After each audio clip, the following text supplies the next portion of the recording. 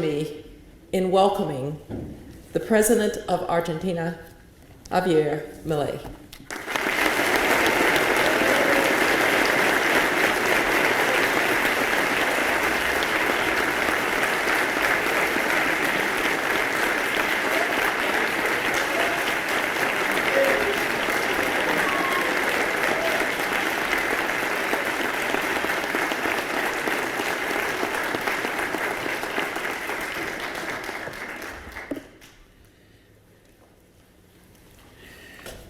Buen día, muchísimas gracias por permitirme tener el honor de estar aquí con ustedes y por poder transmitirle algunas de las ideas que están siendo muy importantes en lo que tiene que ver con el gobierno que nosotros estamos llevando a cabo en Argentina. Naturalmente, en ningún momento dejo de ser economista y hay cuestiones que se vuelven súper importantes, sobre todo en lo que tiene que ver con la toma de decisiones. Y en la charla de hoy me quiero focalizar en uno de los temas que desarrollo en mi reciente libro, que se llama Capitalismo, Socialismo y la Trampa Neoclásica. Básicamente quiero ir sobre lo que técnicamente se denomina un fallo de mercado, que se define como no convexidad, es decir, cuando hay estructuras de mercado concentradas, y cómo la regulación, termina matando la innovación y el crecimiento económico. En ese sentido, básicamente la charla está separada en 5 partes. Lo primero que voy a hacer es plantear la lógica de la estructura conceptual de lo que voy a estar presentando. Cuáles son los elementos fuerza que están detrás de la argumentación. Y obviamente que después, una vez que hago esto, voy a empezar a elaborar donde yo considero que la estructura neoclásica tiene un problema, un fallo, un error, y que eso deriva en intervención del Estado y que eso es lo que termina matando el crecimiento económico. Básicamente el primer elemento de la estructura conceptual es una idea de Mises. Mises señalaba que solamente había 2 sistemas económicos en forma polares, ¿no? O sea, por un lado el capitalismo de libre empresa, y en el otro extremo, el socialismo real. Esa idea, combinada con un trabajo de Hayek, muy famoso, que es el libro Camino de Servidumbre.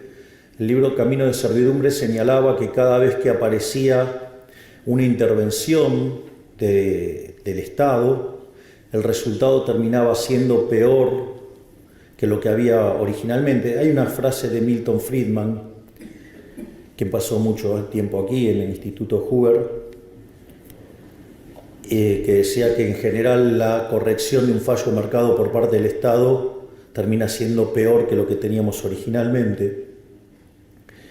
Y básicamente entonces lo que señalaba Hayek en Camino de Servidumbre es que cada vez que había una intervención el resultado era peor, y que eso motivaba a los políticos a nuevas intervenciones. Y eso generaba no solo que el sistema funcionara peor, sino que implicaba cada vez mayor peso del Estado, y que esa dinámica a la postre llevaba al socialismo y por ende llevaba a la miseria. Por lo tanto, es importante saber, cuáles son las lógicas y las dinámicas también que conllevan a eso. El primer punto, que tiene que ver con la imposibilidad del socialismo fue planteado ya en 1922 por Mises en su libro Socialismo, y lo que decía es que el socialismo era inviable porque no podía ser cálculo económico. Es decir, concretamente, si uno lo que está haciendo en una transacción es intercambiar derechos de propiedad, y que eso es lo que genera un registro histórico que se llama precio y que eso funciona como un mecanismo de transmisión de señal donde los agentes se coordinan, algunos serán compradores, otros serán vendedores, y que frente a la existencia de divergencias habrá ajustes, es decir, que el sistema de precios es un mecanismo de transmisión de información, de coordinación y de ajuste. El evento se dispara por el intercambio de los derechos de propiedad. Por lo tanto, cuando aparece el Estado e interviene, lo que está haciendo es interferir sobre el derecho de propiedad. Y al interferir en el derecho de propiedad, la señal empieza a tener ruido. Y cuanto más intervención hay, cuanto más se vulnere y violenta el derecho de propiedad, la señal que se transmite cada vez es peor. Y en el límite, en el socialismo real y sin propiedad privada, no hay sistema de precios y por ende el sistema se derrumba. Por eso, en todos los lugares donde se aplicó el socialismo fue un fracaso en lo económico, en lo social y en lo cultural. Y además, como exacerba la violencia de los políticos, han terminado asesinando a 150 millones de seres humanos. La otra cuestión que también es muy importante y que entra dentro de estos problemas que se van generando con la presencia del socialismo y la intervención del Estado, es que además se genera una incompatibilidad de incentivos, porque si ustedes van a estar ganando dinero, y se esfuerzan para ganar dinero, como decía Milton Friedman, digamos, lo que tiene que ver con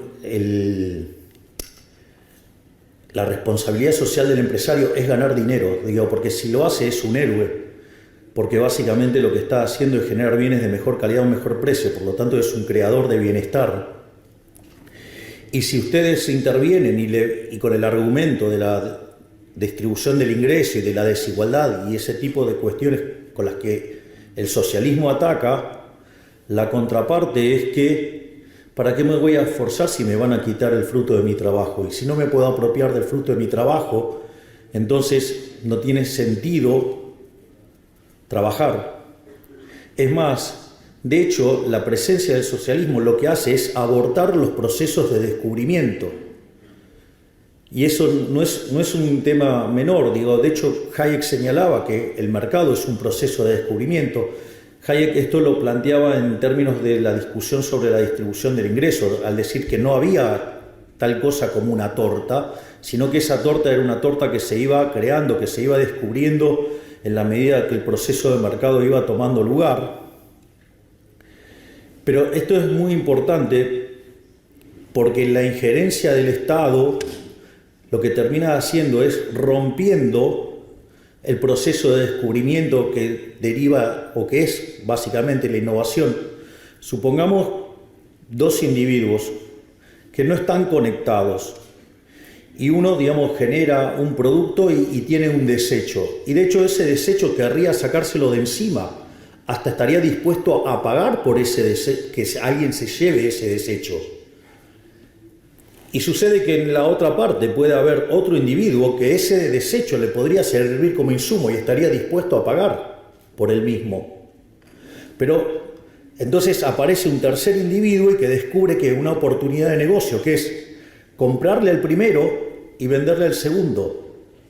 Es decir, y eso lo hace porque va a sacar un beneficio. Y si ese beneficio, que en realidad está arreglando el problema a dos individuos, con lo cual es maravilloso. Recuerden que el primero estaba dispuesto a pagar con tal de que se lo lleven y el segundo estaba desesperado para conseguirlo para poder hacer su proyecto. Entonces este tercer individuo obviamente que le va a ir bien porque está resolviendo un problema. Y si aparece el Estado regulándolo, lo que va a pasar es interferir en ese proceso, va a abortar, y si el Estado avanza mucho hasta lo va a abortar directamente. Y por lo tanto todos vamos a vivir mucho peor. Probablemente, el caso más emblemático haya sido durante la pandemia con los barbijos. Si hubieran dejado a las fuerzas del mercado libremente, hubiera habido muchísimos más barbijos más rápidamente y mucho más barato. Y el hecho de que se metiera el Estado lo único que hizo generó un gran problema. Naturalmente que en economías no tan intervenidas generó daño en economías súper intervenidas, como el caso de Argentina, hizo que Argentina tuviera 130.000 muertos por COVID, cuando si hubiéramos hecho las cosas como un país mediocre, hubiéramos tenido 30.000 muertos.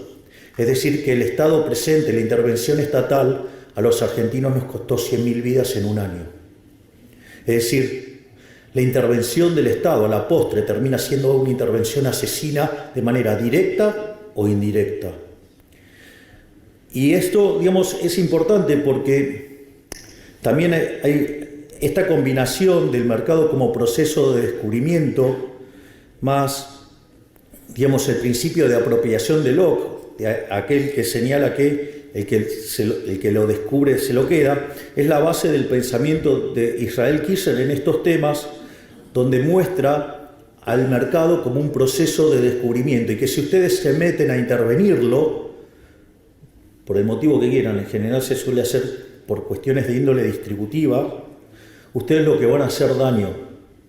Se los planteo en otro caso más y no ahondo más en esto, pero supongamos que yo tengo un sistema de equilibrio general y que inicialmente está en equilibrio y que de repente aparece un problema, como puede ser el de la pandemia, y entonces ustedes tienen un drástico cambio en la demanda. Ese cambio drástico en la demanda lo que va a hacer que algunos productos van a ser muy demandados y su precio naturalmente de corto plazo va a ser muy alto.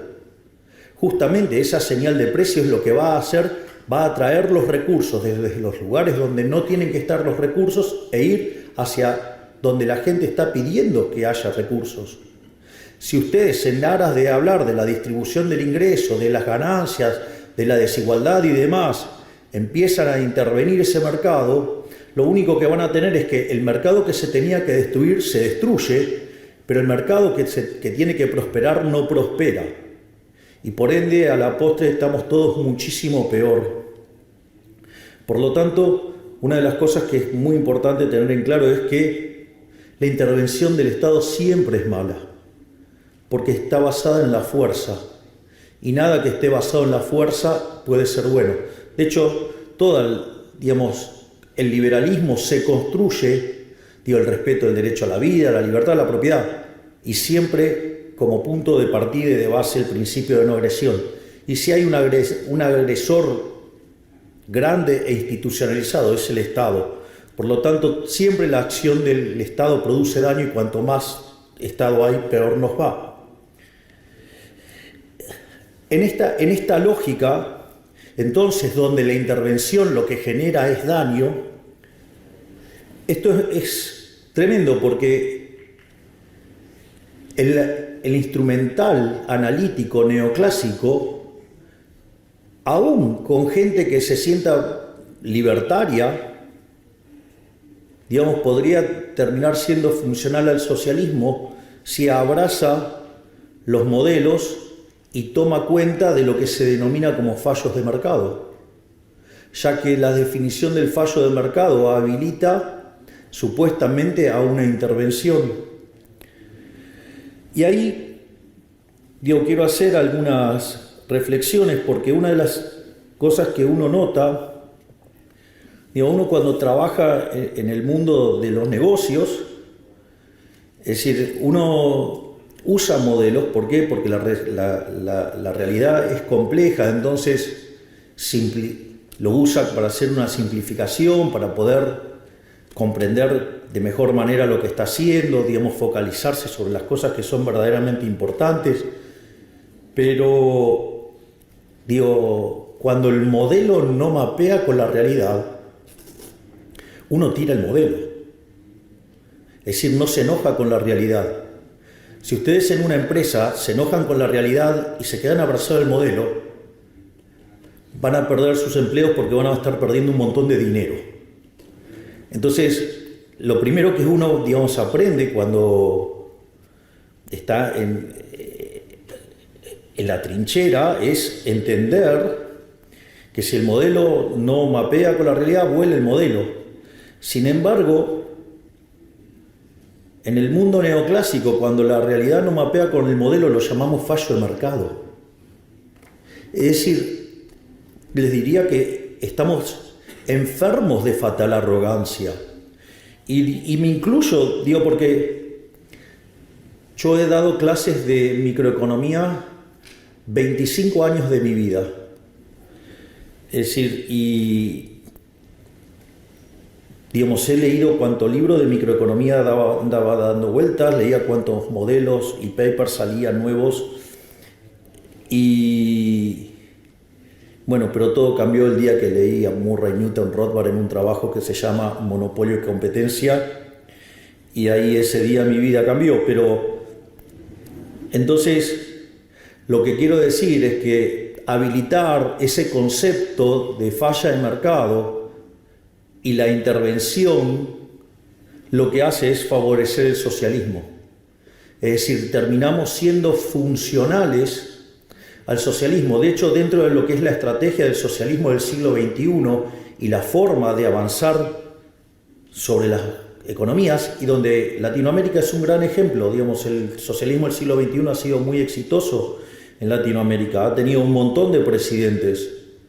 Digo, en Argentina tuvo 4 periodos kirchneristas, en Uruguay ha tenido a Pepe Mujica, ha tenido a Tabaré Vázquez, en Chile ha tenido a Lago, a Bachelet 2 veces, a Boric ahora, en Paraguay ha tenido a Lugo, en Brasil han tenido 2 gobiernos de Lula, uno de Dilma Rousseff, después Lula nuevamente, tienen a Petro en Colombia, tienen a Castillo que estuvo en Perú, a López Obrador en México, creo que no me estoy olvidando a ninguno, y después en España tienen a Pedro Sánchez. Es algo así como un kirchnerista, y ya no diría que es de buenos modales porque no los tiene.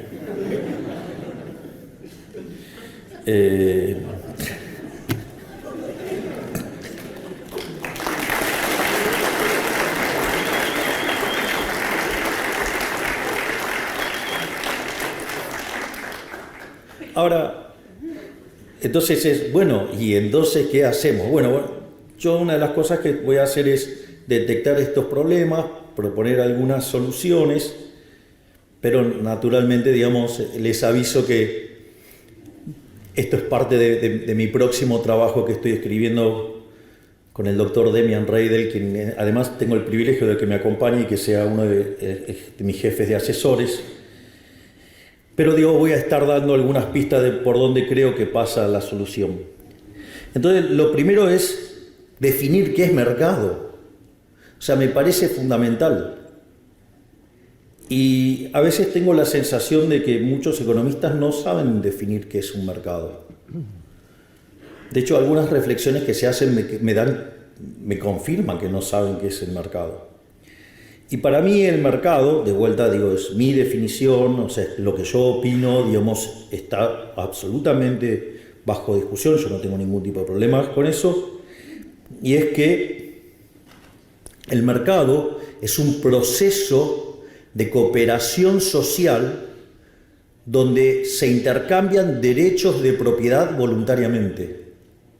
Es decir, ustedes intercambian derechos de propiedad con otro individuo, con otro agente, voluntariamente. Y si ustedes lo hacen voluntariamente, no puede haber error por definición, lo están haciendo voluntariamente. Eso no quiere decir que suponga que yo voy y me compro un par de zapatos, y el par de zapatos yo creí que me iba a dar determinada prestación y no me gusta. Bueno, me equivoqué, pero lo arreglo, pero no hubo ningún fallo en esa decisión. Es decir, en ese momento que yo tomé la decisión era lo que yo quería hacer y lo hice voluntariamente. Nadie me forzó a hacer esa transacción.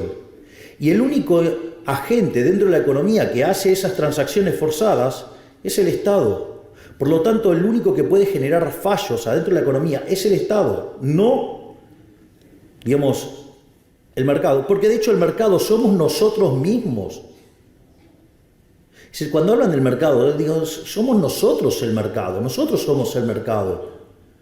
Y entonces, ¿por qué tenemos que soportar que alguien fatalmente arrogante venga a decir que yo estoy tomando la decisión incorrecta si ni siquiera sabe qué es lo que estoy haciendo o por qué lo estoy haciendo? Es decir, seguramente, digamos, si yo fuera a ver a Los Ángeles Lakers, digo, seguramente un fan de los Boston Celtics diría que estoy equivocado. ¿A título de qué? Si a mí me gustan Los Ángeles Lakers. Yo vi jugar a Magic Johnson. Digo, ¿qué me vinieron a explicar? Digo, que estoy equivocado. Me gustan los colores amarillo y púrpura. Aparte, el púrpura es el color de la Libertad Abbas, así que me gusta más todavía. Entonces, y esto es muy interesante, esto a mí me pasa regularmente en la discusión pública, aparece algún problema y algún estatista me dice, ahí está, el mundo de Milei genera estos problemas.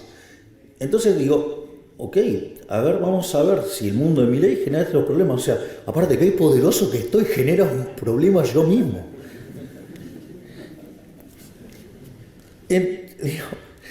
Entonces, nada, digo porque hay cosas que me pasan por la cabeza que obviamente no las puedo contar porque tengo una restricción que sigo siendo jefe de Estado. Así es que cuando escuchan, cuando ven que hago hay así como un silencio, les pido por favor que me entiendan. Entonces, una de las cosas que yo digo es, si ustedes creen que hay un fallo de mercado en un determinado mercado, la primer prueba que propongo es que se fijen si no está la intervención del Estado.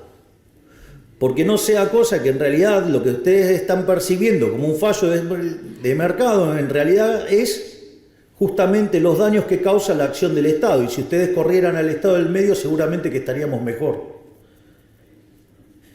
Entonces, el primer punto es, vayan y chequeen si está metido el Estado. Ahora, si ustedes fueron, chequearon y el Estado no está metido, les hago una sugerencia. Vayan y hagan el análisis de vuelta porque está mal. Es decir, obviamente, yo soy un liberal libertario.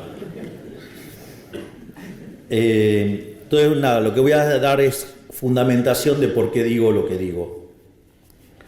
Entonces la pregunta es cómo, digamos, o sea, a mí me motivó todo esto.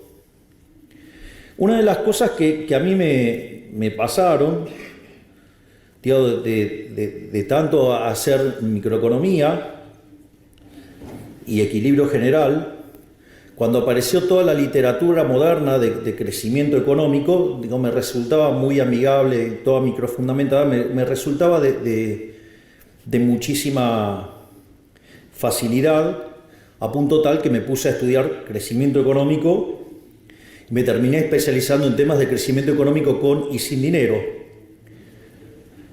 Algo que también, digamos, está motivado por el hecho de que el economista más importante de la historia argentina, Miguel Sidrowski, era especialista en crecimiento económico con dinero. Entonces tenía ya, digamos, una cierta atracción por eso.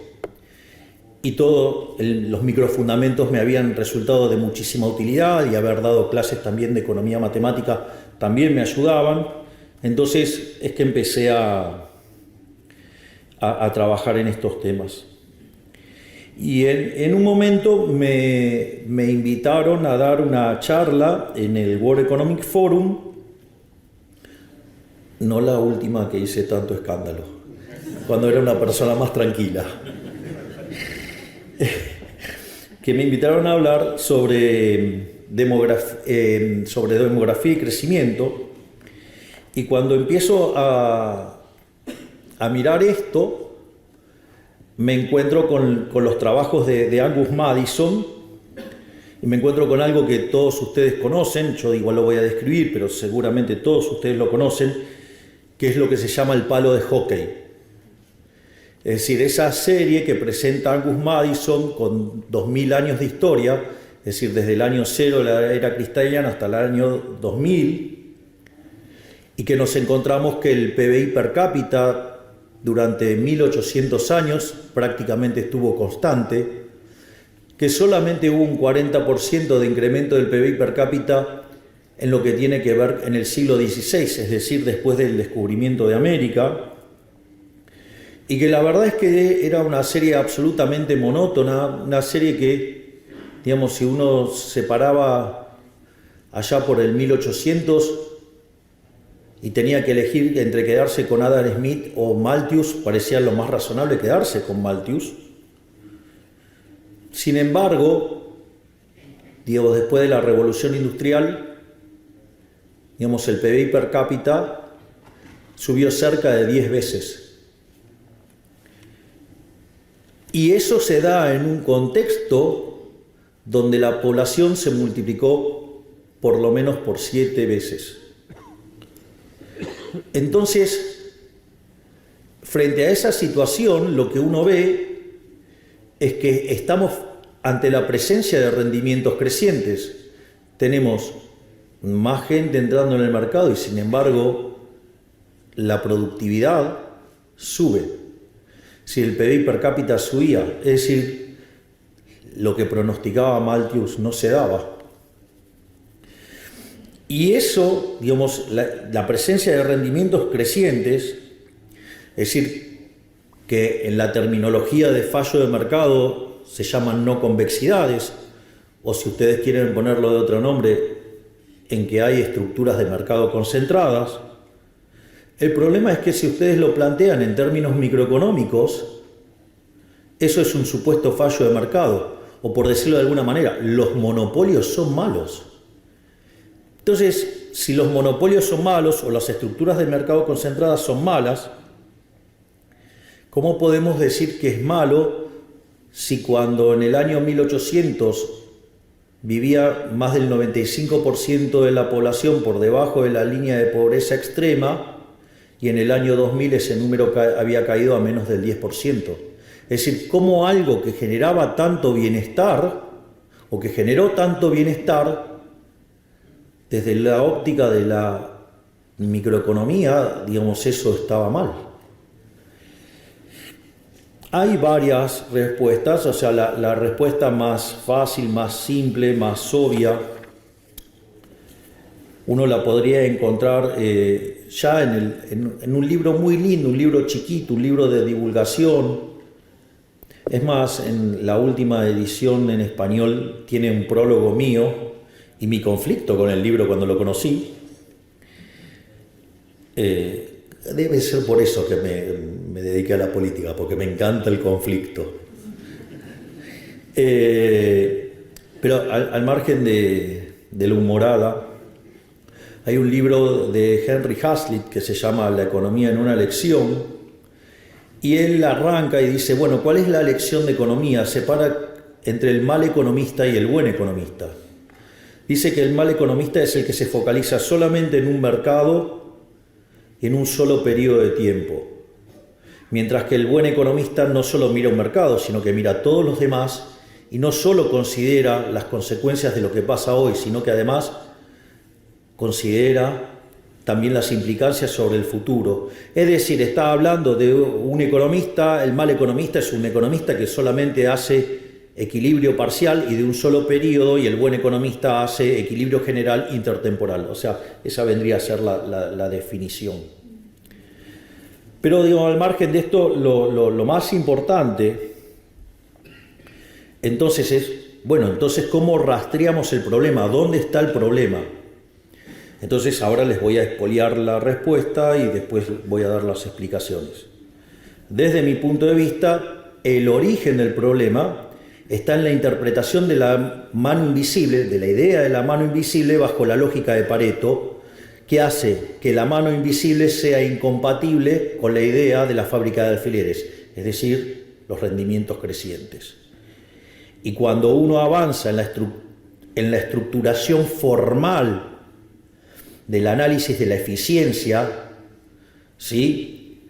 Digamos, elegir determinadas construcciones matemáticas hacen que entre en disputa la mano invisible con la fábrica de alfileres. Y eso tiene consecuencias analíticas claras, Y a partir de esa construcción, cuando metemos cuestiones normativas adentro del análisis del equilibrio, es donde empieza a aparecer este conflicto entre la realidad y el modelo. Conflicto que nosotros, digamos, lo llamamos fallos de mercado. Entonces, digamos, cuando aparece el problema de las no convexidades, entonces digamos, tiene que ver con las estructuras de mercado concentradas, con los monopolios. Podemos tener el caso de los bienes públicos. Por ejemplo, hay algo muy divertido con los temas de los bienes públicos. Solemos discutir en términos de bienes públicos, en términos de rivalidad en el consumo y de exclusión. Y cuando uno mira, entonces, por ejemplo, el caso emblemático que se utilizaba para describir un caso donde no se cumplía la rivalidad en consumo y la exclusión, era el tema de los faros. Y en una de esas reuniones que tenía Milton Friedman y otros economistas en Chicago, solía participar un abogado que obviamente que no estaba contaminado con todo el herramental neoclásico que estamos contaminados nosotros los economistas de base. Entonces encontraba soluciones muy divertidas y entonces decían, bueno, que el caso emblemático eran los faros y los faros y los faros. Entonces quiso este abogado, que después ganó el Premio Nobel de Economía, que vivió hasta los 104 años, si no me equivoco, que se llamaba Ronald Coase. Entonces, ¿qué es lo que hizo? Fue y analizó todos los faros del siglo XIX. Digo, supuestamente era un caso emblemático de fallo de mercado, era el caso de los bienes públicos, y ahí se requería la intervención del Estado y lo que fuera. Y adivinen qué descubrió, que eran todos privados. Es decir, que los economistas no sepamos, digamos, describir bien el problema, no está el problema en la realidad, está en que tenemos herramientas que están mal. Y esto es un tema, el tema de los bienes públicos. Se los voy a hacer. Yo creo que cuando yo se los cuente, ustedes van a creer que esto es un chiste. Pero créanme que en la vida real no lo es, y mucho menos en Argentina. Puede ser que esté afectado, digamos, por el caso. Pero supongamos que ustedes tienen dos comunidades separadas por un río. Y entonces descubren que si ustedes hacen un puente, podrían intercambiar con la otra comunidad, están ampliando el tamaño de mercado, por lo tanto, digamos, van a tener mayor división del trabajo, mayor productividad, mayor bienestar. ¿Vos tenés una camiseta de Boca ahí? Bien. Eso es populismo. No, pero eso era cuando era arquero. No, eso no cuenta. Pero doblemente populista. Entonces descubren que sería bueno hacer un puente. Entonces, ¿qué es lo que pasa? Si fuera solamente un problema de los privados, ¿saben qué hacen? Se ponen de acuerdo y juntan y arman el puente, le buscan la vuelta. El problema es cuando está el Estado, entonces el Estado va, les cobra impuestos a todos y hace el puente. Pero después hay un montón de personas que viven del Estado. Entonces, ¿qué hacen? Empiezan a buscar, hacen el Ministerio del Puente y empiezan a buscar dónde hacer puentes. Llega un momento que hicieron todos los puentes que se podían hacer. Entonces crean el Ministerio del Agua para poner agua para después hacerle un puente. Ustedes se ríen. Les pido que revisen el organigrama de la función pública. Por suerte, digamos, acá tengo conmigo que me está acompañando este profesional formidable, maravilloso, que es mi ministro de Economía, Luis Caputo, que es el que está llevando a cabo la motosierra. Y de eso estamos sacando un montón de cosas.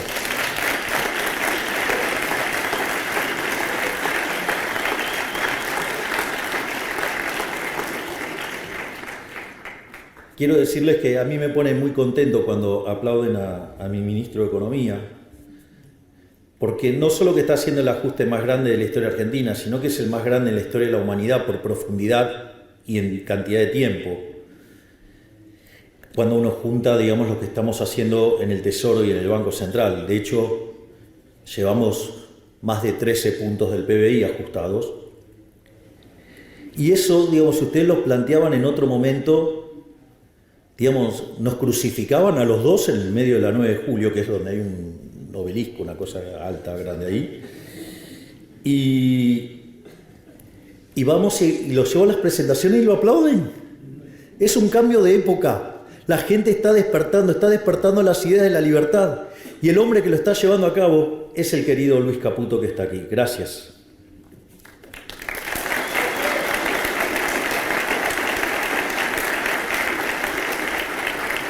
Obviamente que hay otro tipo de supuesto fallo de mercado y que lo podríamos analizar. Digo, externalidades. Ustedes, toman el caso de las externalidades. Las externalidades en consumo. En realidad las externalidades en consumo es para evitar ese punto, es para que no haya un problema de circularidad en la resolución del problema de equilibrio general.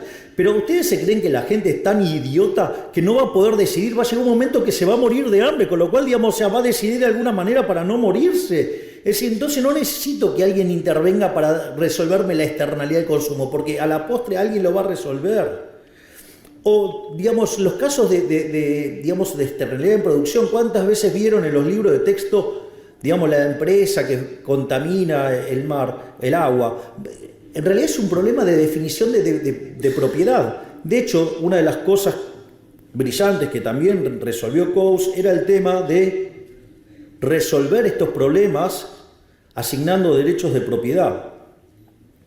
Otra cuestión más es la de información asimétrica, donde obviamente, digamos, ahí está claro que mejor que no se meta el Estado, porque nosotros podemos resolver ese problema mejor estando en la trinchera que alguien que lo va a mirar desde el Everest.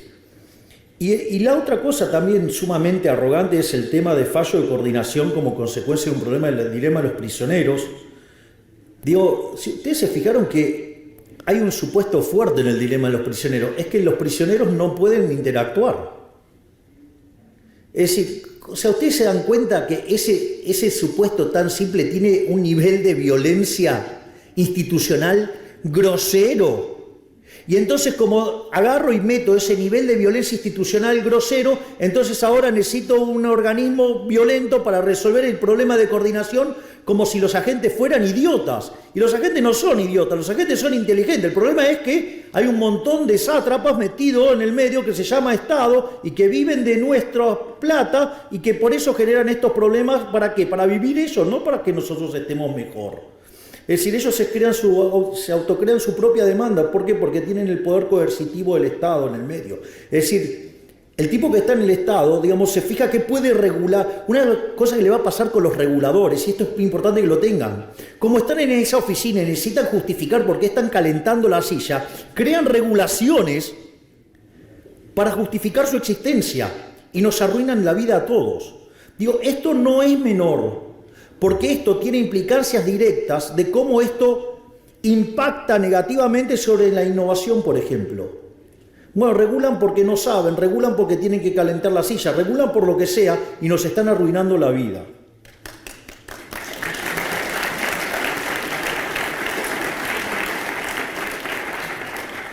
Y es más, les digo más, cuando ustedes tienen monopolios, y esto es importante porque ya sabemos que el crecimiento, lo vamos a tener que explicar por el lado de los rendimientos crecientes. Cuando ustedes empiezan a regular y ustedes miran cualquier modelo de regulación, una de las cosas que pasa es que cuando ustedes regulan, dado el marco normativo que implica el modelo competitivo, regulan a esos monopolios para que se parezcan lo más parecido posible al modelo competitivo. Y si no lo logran, bueno, que parezca la solución de segundo mejor, que es la Ramsey. En ese contexto, esa regulación lo que va a hacer es eliminar la cuasirrenta. Y si ustedes eliminan la cuasirrenta, ustedes están eliminando los incentivos para innovar. Y si ustedes regulando, asimilando las empresas competitivas y le quitan la cuasirrenta, lo que están haciendo es matar la innovación y por ende están matando el crecimiento económico. Por lo tanto, cuando ustedes se ponen a regular, la contracara, ¿cuál va a ser? Va a ser que no van a crecer. ¿Cuál es la región del mundo que menos crece? Por escándalo, Europa. ¿Y por qué no crece? Porque están atestados de regulación. Se fanatizaron tanto en generar un modelo que se parezca al modelo competitivo que mataron los rendimientos crecientes, es decir, mataron las cuasirrentas. Al matar las cuasirrentas no tienen incentivos a invertir. Si no invierten, no hay innovación, por ende se quedaron sin crecimiento económico. Por lo tanto, no dejemos que estos fatalmente arrogantes nos destruyan la vida con regulaciones. Vayamos a una sociedad muchísimo más libre, ¿sí? Y que si el problema es la teoría económica, tratemos de ver en dónde está el error de la teoría económica. No digamos que el mundo se parezca a una teoría económica que tiene errores, que venía de un mundo que no tenía crecimiento. Es decir, la caja de Edward puede ser muy divertida, digamos, cuando no hay crecimiento en una economía estática. Igual que Malthus, igual que los rendimientos marginales decrecientes. Pero ese no es el mundo real. Entonces, ¿qué hago? ¿Me quedo con el modelo o me quedo con la realidad? Ah, no, como la realidad me pone incómodo, me quedo con el modelo y digo que el problema es la realidad. No caigamos en esa locura, porque en esa locura nos vamos a destruir nuestras vidas. En ese sentido, entonces, y bueno, y entonces ahora ¿qué hacemos? ¿A dónde vamos? Entonces una de las cosas que hice, dije, bueno, no voy a revisar toda la historia porque no me da el tiempo. Pero, claro, y sí, hay que ponderar.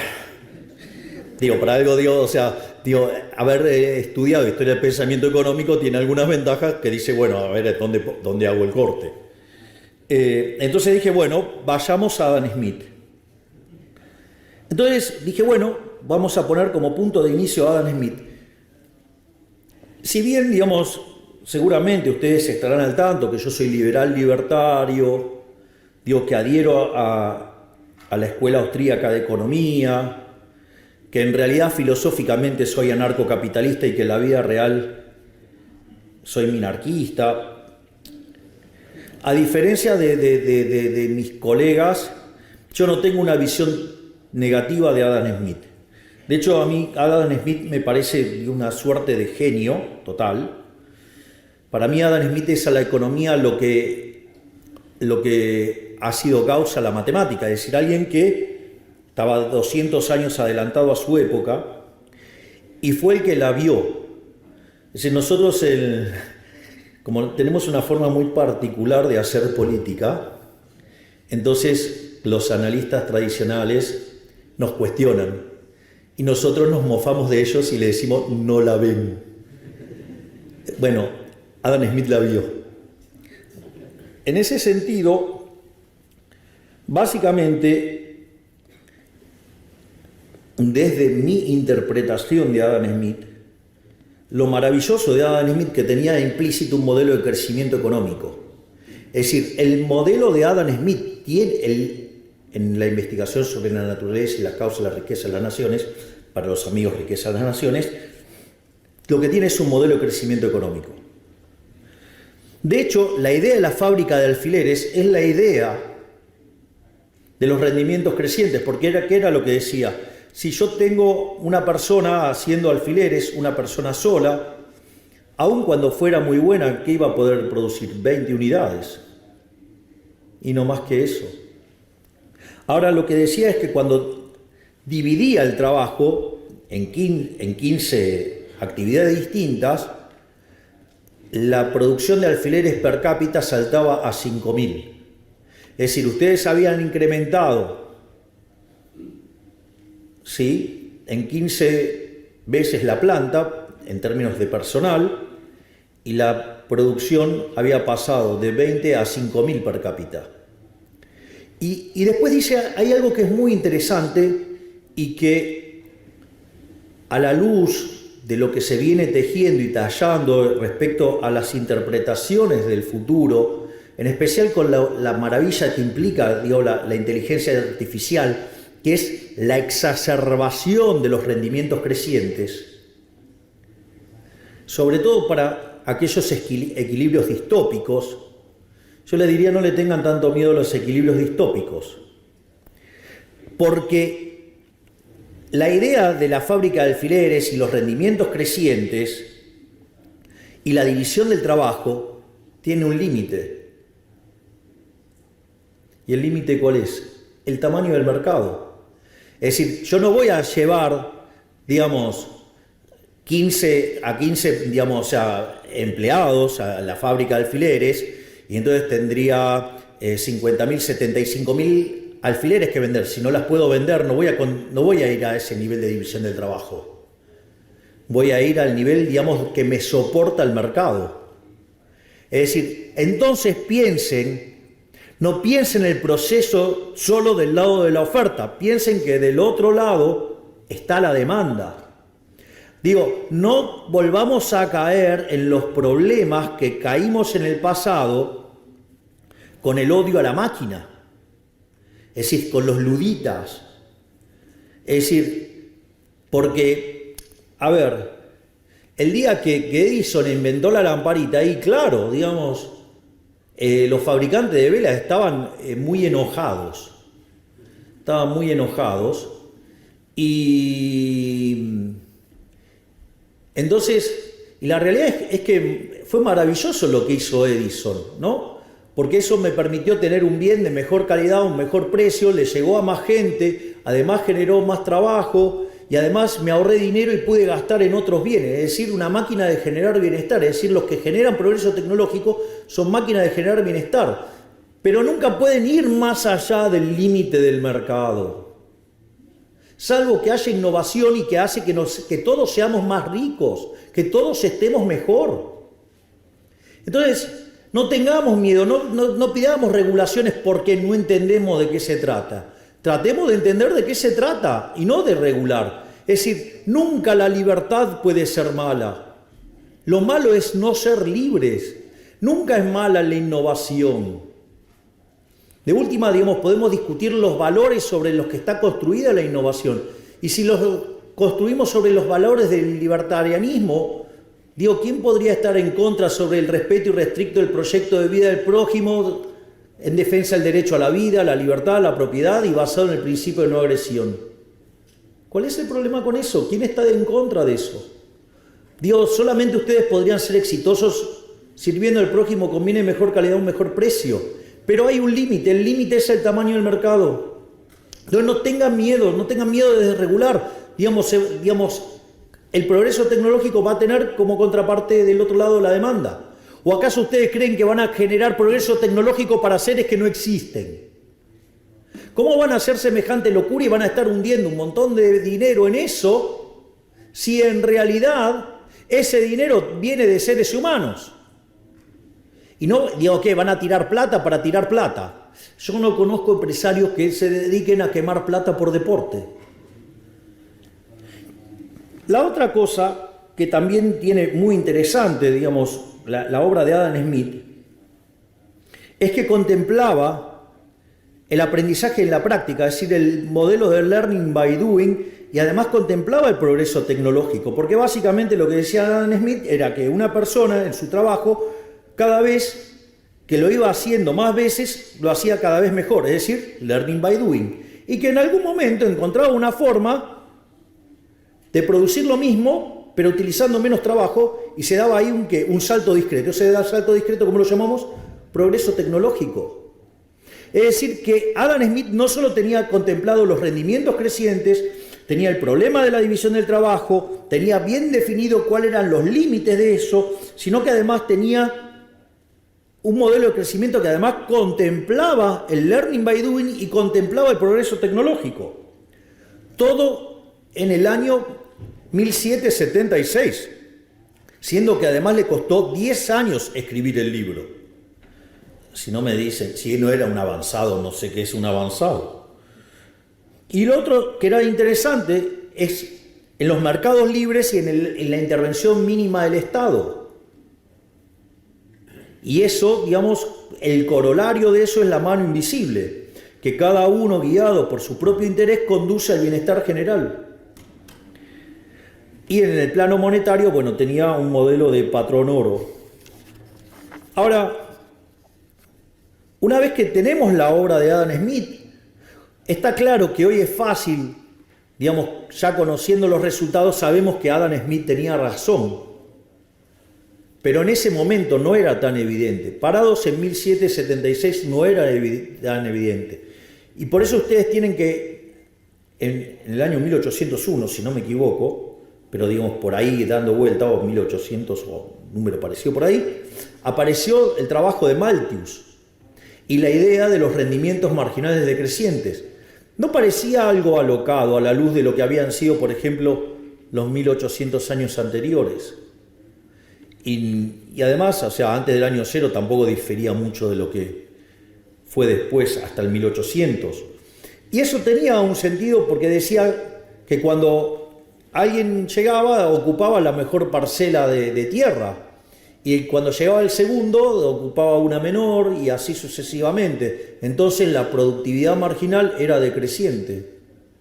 ¿Sí? Y eso hacía, digamos, que los salarios reales, digamos, cada vez fueran menores.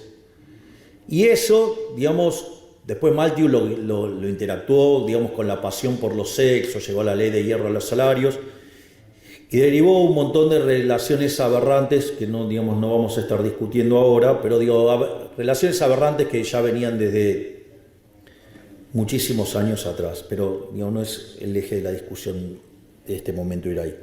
Y esa idea, digamos, fue continuada por Ricardo, por Stuart Mill, hasta que llegó a Marx. Y la realidad es que en ese momento es cuando aparece la teoría neoclásica, superando a los clásicos, y es el tema de la teoría subjetiva del valor, que es ahí donde aparece Menger por un lado, Staven-Jevons por otro, y León Walras. Los menciono porque es importante, porque en algún momento la teoría económica va a tener que volver para atrás en una parte de la historia, después de Keynes, y eso, digamos, va a ser relevante, digamos, de dónde se van a nutrir. Y en ese sentido, ya cuando estamos entrando al siglo XX, se empieza a hacer evidente que el análisis de Malthus estaba mal, que lo que había planteado Adam Smith estaba bien, que estaba el problema de los rendimientos crecientes y que si uno quería explicar el crecimiento económico con los rendimientos constantes a escala y con el herramental neoclásico en ese formato, no funcionaba, y mucho menos con rendimientos marginales decrecientes. Entonces, los dos primeros que vieron esto fueron Alfred Marshall y Alvin Young. Y empezaron a ver cómo podían hacer para meter la cuestión de los rendimientos crecientes adentro de la estructura de los modelos para poder explicar el crecimiento económico. Y este debate era tan importante y tan intenso que es cuando se empieza a discutir sobre el monopolio, y ustedes ahí se van a encontrar con la teoría del monopolio, digamos que de Joan Robinson, o digamos modelos muy interesantes como el de Chamberlain, con la competencia monopolística. Es decir, había todo un clima de época para tratar de ver dónde estaba el problema de los rendimientos crecientes y cómo meterlos en lo que nosotros hoy llamaríamos análisis macroeconómico o crecimiento económico, para explicar el crecimiento económico. Es decir, había un problema concreto. Pero apareció Keynes. Y el problema con la aparición de Keynes es que todo el marco analítico que existía previo lo destruyó todo. Es decir, la teoría general es una obra maestra, pero una obra maestra del mal, del terror.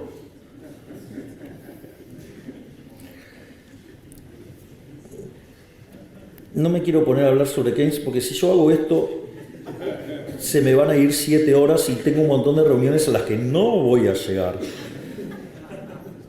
Voy a tratar de ser... A ver, ¿cómo funcionaba el modelo, cómo funcionaba el análisis macroeconómico pre-Keynes? No se llamaba macroeconomía, pero no importa. Hoy lo podemos pensar así. Eran lo que se llamaban los modelos a la Wiesel, que eran modelos de naturaleza intertemporal, donde la interacción entre ahorro e inversión determinaba la tasa de interés, la que se llama la tasa de interés wieseliana. decir, como la tasa de interés siendo un mecanismo de coordinación intertemporal, que no es ni más ni menos que el precio relativo de los bienes presentes respecto de los bienes futuros, y en el mercado de dinero se determinaba el nivel de precios. O sea que era un modelo de características intertemporal, donde en el mercado de bienes se determinaban los precios relativos, ¿sí? Y si lo pasaban a criterio intertemporal, ahorro-inversión, determinaban la tasa de interés, y eso tenía que tener todos los precios relativos alineados en términos de bienes para que todos coincidieran que tenían la misma tasa de interés, para que no haya arbitrajes intertemporales. Y ahí lo que hizo Keynes fue romper todo. Lo primero que hizo es crear una función de consumo dependiendo del ingreso, lo cual, en términos de los que entienden de equilibrio general, eso es una aberración. Las funciones de equilibrio general no contemplan cantidades, contemplan todos los precios. De hecho, digamos, un modelo de equilibrio general viene determinado por las preferencias, las dotaciones y la tecnología. Y si sacan las funciones de exceso de demanda, dependen de los precios. No hay, el ingreso no aparece ahí. Eso es una cosa. El ingreso se deriva de vender mis dotaciones y de la participación que tengo en los beneficios. Por ende, digo, con los precios está toda la información. Pero como Keynes no era economista y solamente había tomado un curso con Marshall, que era el campeón del equilibrio parcial, se le ocurrió meter ahí en la función de consumo el ingreso. Y ahí, ¿qué hizo? Le rompió la intertemporalidad al consumo y por ende, digamos, el ahorro pasaba a ser un residuo. Después, en materia de inversión, es interesante la teoría general, porque tiene un capítulo hermoso describiendo cómo son los criterios de inversión, y en el otro dice que, bueno, básicamente los animal spirits. Tengo versiones más groseras, pero no puedo hacerlo como jefe de Estado. Por lo tanto, ahora en el mercado de bienes pasa a determinar, no, digamos, la tasa de interés, sino que pasa a determinar el ingreso. Y ahora, con ese ingreso, determina la demanda de trabajo, que frente a una oferta de trabajo, con eso determina el salario. Y tiene un par de problemas, porque le falta determinar el nivel de precios y le falta determinar la tasa de interés. Entonces decide determinar, de una manera absolutamente delirante, determinar la tasa de interés en el mercado de dinero. Digo, lo cual es una locura, porque la tasa de interés existe no porque existe el dinero, sino que existe porque existe el tiempo. Con lo cual lo rompió todo ahí. Y además necesita, o sea, ¿cómo va a haber tasa de interés en un modelo de un periodo? Digo, se dan cuenta que no tiene sentido, no tiene gollete. La tasa de interés es una cuestión esencialmente intertemporal. Por lo tanto, obviamente no tenía teoría del capital ni nada por el estilo. Y entonces, ¿qué hizo? Bueno, determinó que el nivel de precio de la economía era un markup sobre los salarios. Es decir, otra aberración, o sea, destruyó toda la teoría del valor. Obviamente, semejante monstruo podía funcionar, no. Y entonces cuando apareció, digamos que era evidente que la teoría keynesiana no funcionaba, donde se empezó a manifestar con claridad con la aceleración de la inflación, entonces, ¿qué pasó? Se dio, no sé, el multiplicador, que implica, de hecho, una violación de la restricción del presupuesto. Dijeron, pará, se nos fue la mano, vamos a volver a las bases.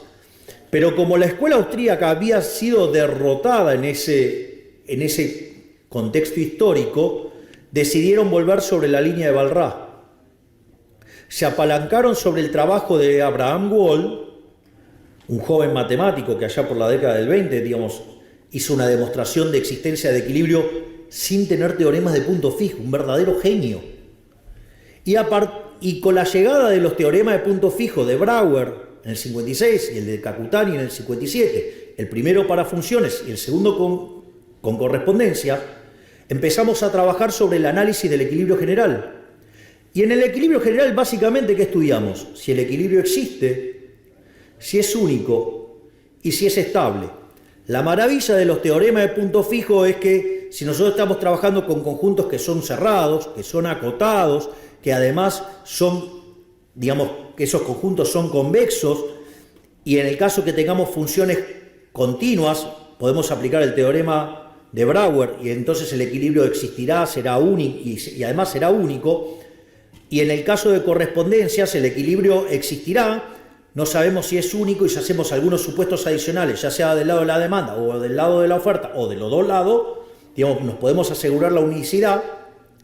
Y al mismo tiempo, si sabemos que los efectos directos superan los efectos cruzados, la matriz es de, digamos, con los cambios de la demanda frente a los precios, los efectos directos superan los cruzados, la matriz es definida negativa y por ende el equilibrio es estable.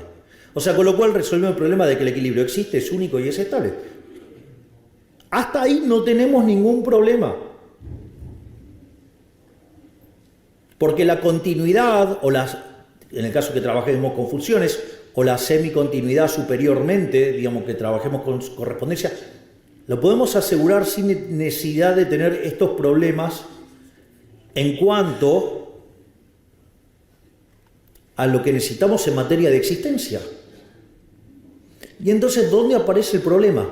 El problema aparece cuando queremos meter el óptimo de Pareto.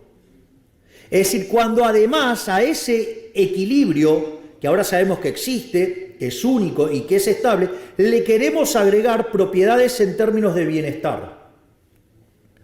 Cuando nosotros metemos ese problema en términos de bienestar, ¿cómo se resuelve? La idea es que, digamos, si cada uno guiado por su propio interés, llámese maximizar su utilidad, conduce al máximo bienestar general, lo que nosotros necesitaríamos es que todos los agentes estuvieran maximizando. Y cuando nosotros, digamos, lo planteamos en términos de el consumidor, no es un problema. Y el problema ahora, ¿dónde aparece? Aparece por el lado de la firma. Entonces, uno de los problemas que nos vamos a encontrar es que no pueden aceptar los rendimientos crecientes porque en ese caso las funciones de producción serían funciones convexas y por ende no podrían encontrar un máximo salvo que lo encuentren en un borde. Pero si lo encontraran en un borde, que implicaría que se quedan con toda la economía, con lo cual cuando miran y hay varias empresas, quiere decir que no es un problema. Y cuando tuvieron en una economía un solo agente, ¿eso ocurrió cuándo? En el comunismo. Y ya sabemos que fue un fracaso, porque no podía computar precios, por lo tanto, no funciona. Entonces, se decidió mirar para otro costado, se dejó eso así. En el libro de Varian, que seguramente a nivel intermedio, desde mi punto de vista, es el mejor. ¿Saben cuántas veces se menciona la palabra empresario en el libro? Ninguna. Y empresa 4 veces, firma, sí, o sea... Es decir, ¿ustedes se creen que, digamos, la función del empresario es solamente resolver un lagrangiano? Digo, sería bastante fácil la labor del empresario. Y eso... Dios, se perdió acá. Y eso es lo que está haciendo que no podamos contemplar y capturar correctamente el problema de los rendimientos crecientes. Y ese problema de querer hacer el análisis de bienestar llevó a utilizar malas construcciones matemáticas que nos hace quedar con los rendimientos constantes a escalas o marginales decrecientes y que si hay algo que en la realidad difiere con el modelo, lo llamamos fallo de mercado y eso habilita la intervención y cuando habilitamos la intervención el resultado va a ser peor. ¿Y cuál es el problema con todo esto? Que cuanto más avancemos con el tema de las regulaciones, más vamos a estar matando los rendimientos crecientes. Y cuando estemos matando los rendimientos crecientes, como vamos a estar matando la generación de beneficios, vamos a matar los incentivos a innovar. Y si matamos los incentivos a innovar, no crecemos más. Por lo tanto, sugiero, porque ya no me dan los tiempos, leer activamente un trabajo de Murray Newton Rothbard, el inventor del anarcocapitalismo, que se llama Monopolio y Competencia, que está dentro de un libro maravilloso que también recomiendo leer, los 3 tomos, que se llama El hombre, la economía y el Estado. El tercer tomo se llama Poder y Mercado, pero es parte de la misma obra, que es cuando Rothbard se vuelve anarcocapitalista, para ver, porque les va a hacer abrir los ojos, y es que los monopolios no son malos. Si yo tengo 10 empresas y una crea un producto, no sé, un celular, de mejor calidad o mejor precio, ¿qué cree que va a pasar con las 9 restantes? Van a ir a la quiebra. Pero ese empresario que mandó a la quiebra a los otros 9 es un benefactor social, porque me está dando un bien de mejor calidad a un mejor precio, por lo tanto tengo mejor prestación en mi celular y además puedo consumir otros bienes, es decir, me está facilitando la vida. Y entonces, no, bueno, pero ¿qué va a hacer con ese dinero que gana? ¿Qué me importa? Si lo ahorra, se transforma en inversión en otro lugar. Si lo reinvierte, su empresa crece más, me va a dar todavía mejores celulares y va a pagar mayores salarios y voy a ahorrarme más plata y voy a hacer un montón de otras cosas. ¡Fantástico! O sea, ¿cuál es el problema? O la otra, miren, este tipo es tan malo, es tan villano que ¿saben qué hace? Todo el dinero que gana lo entierra en el piso, lo entierra. Aun cuando, digamos, quede como un cráter, ¿no? Si hiciera eso, está quitando dinero de la economía, por lo tanto el nivel de precios es menor y nos beneficiamos todos. Por lo tanto, no tengamos miedo, vayamos hacia adelante, seamos optimistas, no sabemos cómo va a ser el futuro, lo único que sabemos es que va a ser mucho mejor y va a ser muchísimo mejor si en el medio sacamos al Estado de toda nuestra vida. Muchísimas gracias.